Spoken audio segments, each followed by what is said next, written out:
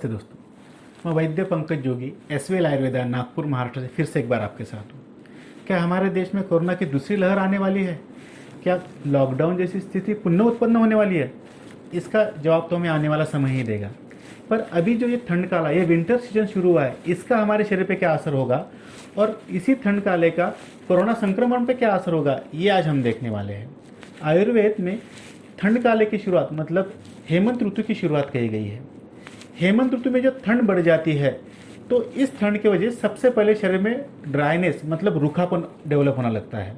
अब ये रूखापन जैसे हमारे बाह्य अवयवों पे, जैसे त्वचा पे, ओठों पे दिखने लगता है, वैसे ही इसका असर हमारे शरीर के अंदरूनी हिस्सों पर, हमारे अंदरूनी अवयवों पर भी होता है।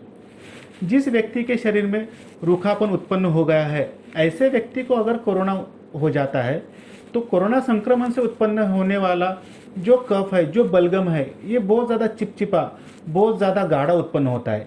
साथ ही चिपचिपे के स्वभाव की वजह से ये कफ शरीर से बाहर नहीं निकल पाता और रुग्ण को सांस लेने में तकलीफ होना या फिर खून में ऑक्सीजन की लेवल कम होना, जिसको हम SpO2 कम होना, ऐसे लक्षण उत्पन्न हो जाते हैं। इसका मतलब ये है कि ठंड काले में ठंड की वजह से जो ड्राइनेस डेवलप होने वाला है, ये एक तरह से कोरोना इन्फेक्शन को मदद करने वाला है।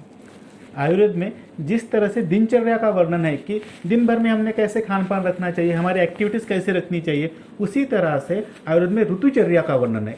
मतलब विशिष्ट ऋतु में उस ऋतु की वजह जो शरीर पे जो बदलाव आ रहे हैं वो उत्पन्न ना हो, उसको कॉम्पेंसेट करने के लिए, उसको रोकने के लिए हमारा खान पान, रहन सहन कैसे होना चाहिए।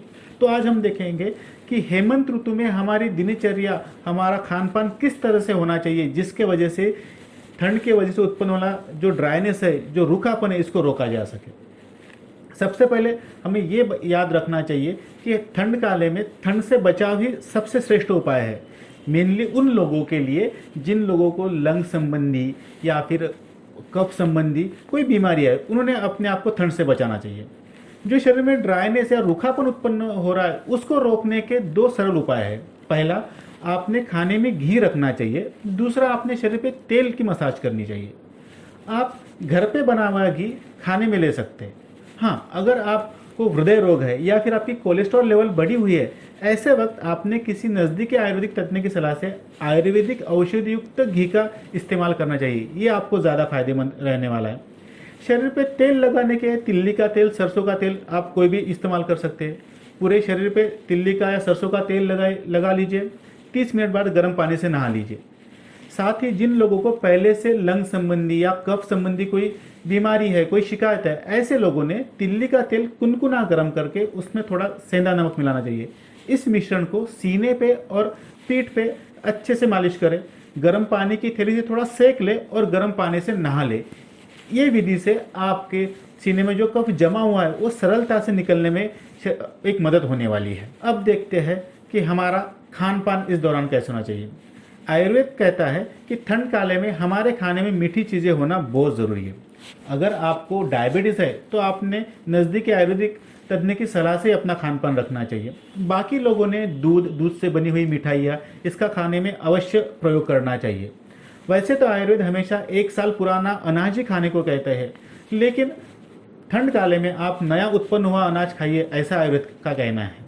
अगर आप नॉनवेज खाने के शौकीन हैं तो आप मेनली सी फूड को प्रीफर कीजिए, जैसे मछली आदि हो गया है।